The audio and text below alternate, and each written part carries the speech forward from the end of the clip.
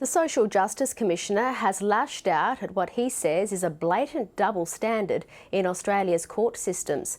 Mick Gooda says he's troubled by the sentence handed down to a Darwin man for a hit-and-run incident that killed a young Indigenous boy. Nadia Daly reports.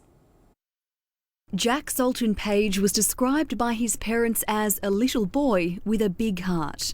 His father said the system had failed after Darwin man Matthew Alexander was sentenced to 6 months home detention yesterday for a hit and run that killed the 8-year-old last November.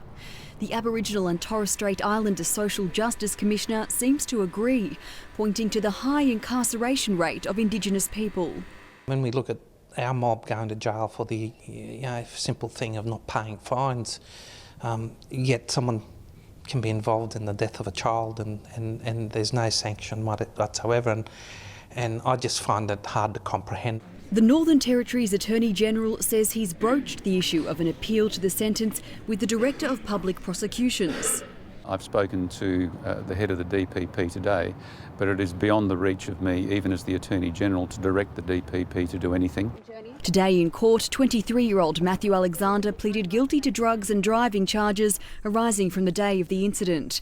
He was fined more than $2,000, with Magistrate John Neal saying the amount was less than it might have been because Alexander had shown a commitment to drug rehabilitation.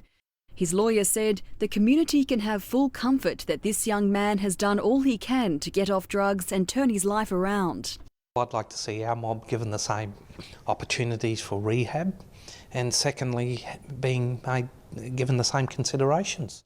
In the Northern Territory, Indigenous Australians make up almost 90% of the adult prisoner population.